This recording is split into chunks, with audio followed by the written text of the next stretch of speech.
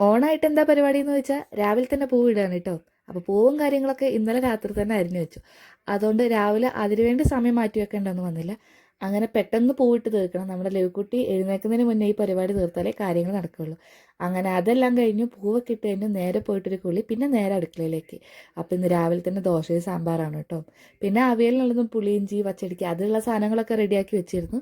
ഇനി എല്ലാം പെട്ടെന്നാക്കണം. പുളിയിഞ്ചി സാമ്പാറൊക്കെ ഇന്നലെ റെഡിയാക്കി വെച്ചിരുന്നു. അപ്പുറം മമ്മി പായസവും കൂട്ടുകറി ഉണ്ടാക്കുന്നുണ്ട്. എനിക്കെന്താ പണിയെന്ന് വെച്ചാൽ കുറച്ച് പച്ചടിയും അവിയലും ഉണ്ടാക്കുകയാണ്. അപ്പോൾ അതങ്ങ് വേഗം തീർക്കാമെന്ന് വെച്ചു. പിന്നെ ഇച്ചാനെ കിട്ടിയ സമയത്ത് കുറച്ച് തേങ്ങ അങ്ങ് ചിരകിച്ച് വിട്ടു കേട്ടോ. ഇതിന് കുറച്ച് സമയം എടുക്കും. അപ്പോൾ ഇച്ചാനെ അത് അങ്ങോട്ട് ഏൽപ്പിച്ചു. അതെല്ലാം കഴിഞ്ഞ് പോയിട്ട് നല്ലൊരു വാഴയിലൊക്കെ നോക്കി വെട്ടി ഇനി എല്ലാം തുടച്ച് വൃത്തിയാക്കണം. ഇന്ന് എന്താ അറിയില്ല, പെട്ടെന്ന് പണിയും കാര്യങ്ങളൊക്കെ തീർന്നു. അപ്പോൾ ഫുഡ് കഴിക്കാനായ സമയത്താണ് നമ്മൾ പപ്പടം വറുത്തത്. അപ്പോൾ പപ്പടം വറക്കലും കഴിഞ്ഞു. ഇനി നേരെ ഫുഡ് കഴിക്കാൻ വേണ്ടി ഇരിക്കുക. അപ്പോൾ ഒരു കുട്ടി എന്താ പറയുക, മിനി സദ്യയാണ് കേട്ടോ ഇന്ന്.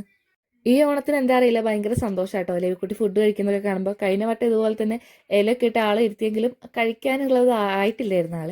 പക്ഷെ ഇന്ന് അവൾ കഴിക്കുന്ന കാണുമ്പോൾ ഭയങ്കര സന്തോഷമാണ്. പിന്നെ എല്ലാവരും കൂടി ഒന്നിച്ചിരുന്ന് കഴിച്ചത്. കഴിഞ്ഞ ഓണം ഞങ്ങൾക്ക് ഇതുപോലെ ആഘോഷിക്കാൻ പറ്റിയില്ല.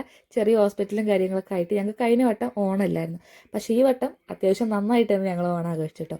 അതെല്ലാം കഴിഞ്ഞ് വൈകുന്നേരം ഒന്ന് വീട്ടിലേക്ക് ഇറങ്ങി. പിന്നെ നമ്മളെ മക്കൾ കുറച്ച് ഫോട്ടോസും ഞങ്ങൾ കുറച്ച് ഫോട്ടോസും കാര്യങ്ങളൊക്കെ എടുത്തു കേട്ടോ.